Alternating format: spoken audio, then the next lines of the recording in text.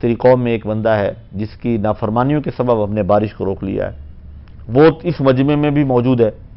اب وہ شخص وہیں کھڑے کھڑے آنکھوں میں آنسو آ گئے، تڑپ کر مچل کر کہتا ہے میرے مولا مجھے معاف کر دے۔ بارش برس گئی ہے، بندہ کوئی نہیں نکلا۔ خالق کائنات نے فرمایا کلیم اللہ جس کی وجہ سے بارش رکی ہوئی تھی، اب اسی کی توبہ کی وجہ سے بارش برس رہی ہے۔ ہم تو مائل بکرم ہیں، کوئی سائل ہی نہیں، راہ دکھلائیں کسے، راہ روے منزل ہی نہیں۔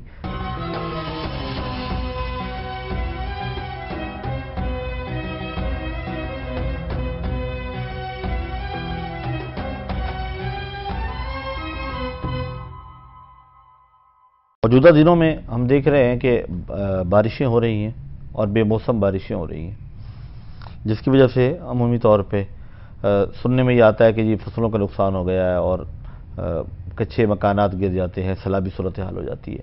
سب سے پہلی بات یہ ہے کہ اللہ تعالیٰ نے قرآن مقدس میں بارشوں کے بارے میں ارشاد فرمایا کہ اللہ رب العزت آسمان سے جب بارش برساتا ہے تو اس سے زمین سے سبزہ اگتا ہے، فصلیں اگتی ہیں، اور یقیناً زندگی ہے پانی کے اندر، اور پانی میں حیات ہے، حیات انسانی کا دار و مدار پانی پر ہے۔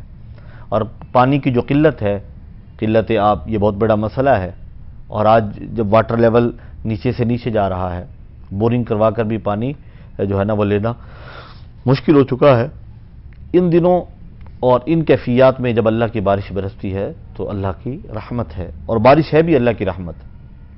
اب دوسری جو چیز ہے جو غور طلب ہے وہ یہ ہے کہ بارشیں جب بے موسم ہوتی ہیں اس حوالے سے تیار نہیں ہوتے، فصلیں بعض اوقات تیار ہوتی ہیں اور نقصانات، کچے مکان گر جاتے ہیں۔ گزشتہ دنوں میرے ساتھ جو ہے نا وہ حادثہ پیش آیا، تیز بارش تھی تو گھر کی سب سے بالائی چھت کا جو ہے نا وہ جو جالیاں لگی ہوئی تھی سیمنٹی، وہ سیمنٹی جالیاں گاڑی پر گر گئیں، گاڑی کا خاصا نقصان ہو گیا، 15-20 دن سے گاڑی ورکشاپ میں ہے۔ تو یہ چیزیں جو ظاہر اس وجہ سے ہو جاتی ہیں، گلیوں میں پانی ہوتا ہے، اور ہمارے بلاول بھٹو صاحب نے کہا تھا جب بارش ہوتی ہے پانی آتا ہے، جب زیادہ بارش ہوتی ہے تو زیادہ پانی آتا ہے، تو یہ کیفیات بھی ہو جاتی ہیں۔ بڑے شہروں میں سیوریج کے مسائل ہو جاتے ہیں، روڈوں پر پانی کھڑا ہو جاتا ہے، جب پانی کھڑا ہوتا ہے گاڑیاں بند ہو جاتی ہیں۔ ایک ظاہر ہے وہ ایک نیچرل چیز تو نہیں ہے بارش، عمومی طور پہ، کیونکہ بارش ہر وقت نہیں ہے۔ سورج ہم روزانہ دیکھتے ہیں، رات روزانہ جو ہے نا وہ جب سورج ڈوبتا ہے تو رات ہو جاتی ہے، تو یہ تو کیفیات ہیں جو روزانہ دیکھتے ہیں۔ لیکن بارش کے ایک موسم ہے، دن ہیں، ان دنوں میں بارشیں ہوتی ہیں، تو جب وہ اچانک بارش ہوتی ہے تو مسائل کریٹ ہو جاتے ہیں، لیکن اسے ہم اللہ کا عذاب نہیں کہہ سکتے۔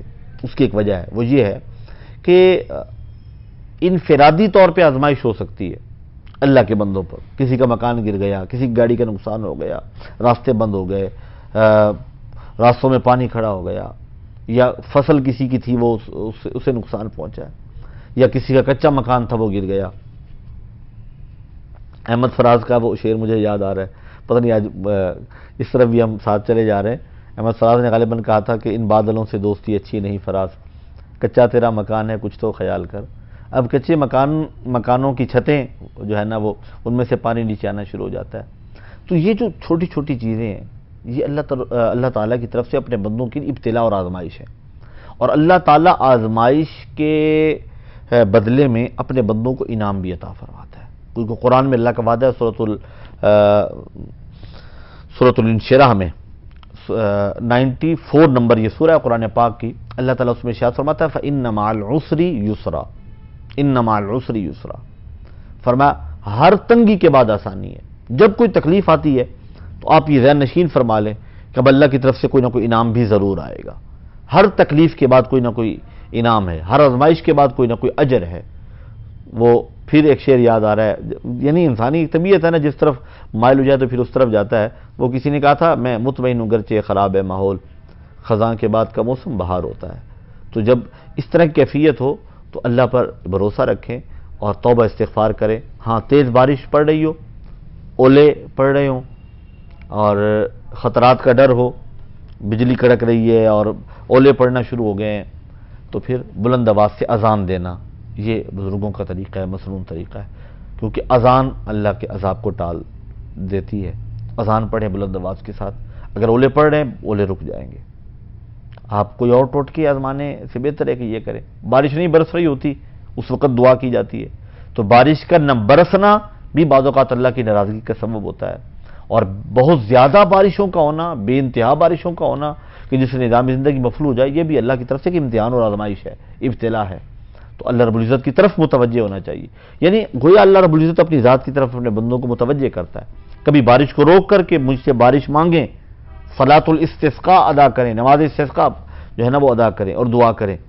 کھلے میدان میں جائیں، جانوروں مویشیوں کو لے جائیں، اپنے بچوں بوڑھوں کو ساتھ لے جائیں اور کھلے میدان میں جا کر ننگے سر نماز ادا کریں 2 رکعت اور دعا کریں اللہ کی بارگاہ میں. یہ مسنون ہے.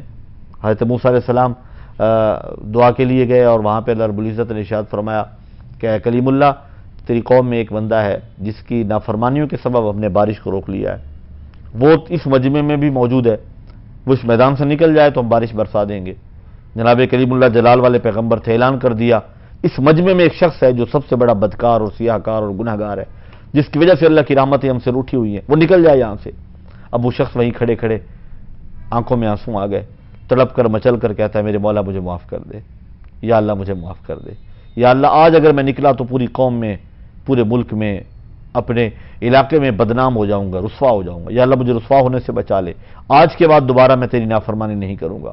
وہیں کھڑے کھڑے وہ اللہ سے توبہ کرتا ہے، گویا اس کی اللہ سے صلح ہو جاتی ہے اور فوراً بارش برسنا شروع ہو جاتی ہے. لوگوں نے کہا ابھی آپ نے اعلان کیا کہ ایک شخص ہے جب تک وہ نکلے گا نہیں بارش برسے گی نہیں. نکلا بھی کوئی نہیں، بارش بھی برس پڑی ہے. اللہ کی بارگاہ میں جناب کلیم اللہ عرض کرتے مولا عجیب ماجرا ہے، تیرا حکم تھا، میں نے اعلان کیا، بارش برس گئی ہے، بندہ کوئی نہیں نکلا. خالق کائنات نے فرمایا کلیم اللہ جس کی وجہ سے بارش رکی ہوئی تھی اب اسی کی توبہ کی وجہ سے بارش برس رہی ہے. ہم تو مائل بکرم ہیں، کوئی سائل ہی نہیں، راہ دکھلائیں کسے، راہ روے منزل ہی نہیں. صورتحال ہماری بھی یہی ہے کہ ہم اس مالک اور خالق کی طرف توجہ نہیں کرتے، اس کی بارگاہ کی طرف جھکتے نہیں ہیں. اس بارگاہ میں چلے جائیں تو اس کی رحمتوں کے دروازے کھلے ہوئے ہیں اور ہر لمحہ پکار رہے ہیں کہ آ میرے بندے، میری رحمت تیرا انتظار کر رہی ہے، تو چل کر آئے گا، میری رحمت دوڑ کے تیرا استقبال کرے گی. تو ایک بالشتہ آئے گا، ہماری رحمت ایک ہاتھ تیری طرف آئے گی. آ تو صحیح، گر کافر و گبر و بت پرستی بازا، جو بھی ہے آ تو صحیح، ایک بار آ تو صحیح اس مالک کی بارگاہ میں. یقیناً اس کی رحمتیں اپنے بندے کا استقبال کرتی ہیں. اللہ ہمیں اپنی بارگاہ کی طرف متوجہ ہونے اور اس کی بارگاہ میں ہمیں جھکنے کی توفیق عطا فرمائے.